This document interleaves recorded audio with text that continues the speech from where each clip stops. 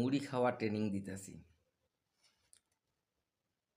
15 টাকা ভাতা পাইয়া তো আর চাল কেনা যাবে না। চালের কেজি 60 টাকা। তো চাল কিনলেই তো হবে না, এর তরি তরকারি আছে, ডাল আছে, মাছ আছে, পোলাপানের স্কুলের খরচা আছে, টিউশনি খরচা আছে, ইলেকট্রিক বিল আছে, আরও আগুন বাগুন খরচ আছে। কিন্তু 15 টাকায় কী হবে? তাই এখন থেকেই খাওয়া চাপাচ্ছি, ভাতের বদলে মুড়ি খাই। বুঝলে? যাই হোক, দিদি যা করছে ভালোই করছে, বসে বসে 15 টাকা পাবো, অনেক পাবো, অত অনেক কিছুই হবে, কিন্তু একটু চাইপা চলতে হবে। বোঝা গেছে দিদি যা করছে সবই কইরা ফেলাইছে, কিছুই বাকি নেই, সবই কইরা ফেলাইছে। কি করে নাই? আমি তো দেখতেছি সবই করছে। মাঝখান দিয়া ওই স্কুলের মাস্টার চাকরি গেছে, তাতেও কিছু না। তাতে কি হয়েছে? শিক্ষারই দরকার নাই, তা মাস্টার দিয়ে কি হবে?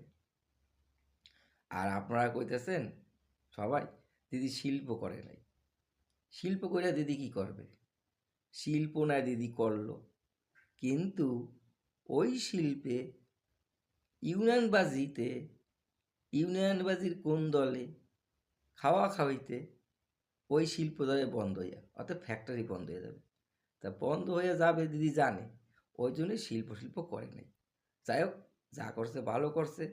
এরপরেও একটা ব্যাপার আছে, কিছুই দরকার নাই, শিক্ষাও দরকার নাই, খাওয়াও দরকার নাই, কিছু দরকার নাই, 15 টাকাতেই হবে।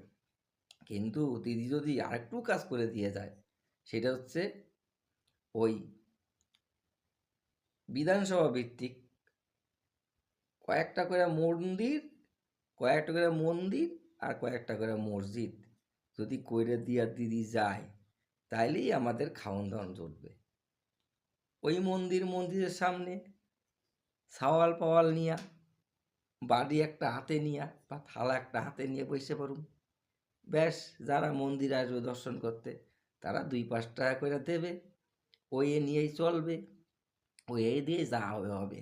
এদিকে 15 টাকা ভাতা, আর মন্দির দিয়া যা উঠবে উঠবে, থালা বাটি বাইত্যা, তাতেই আমাগো মোটামুটি হয়ে যাবে, সাওয়াল পান নিয়ে চলে যাবে।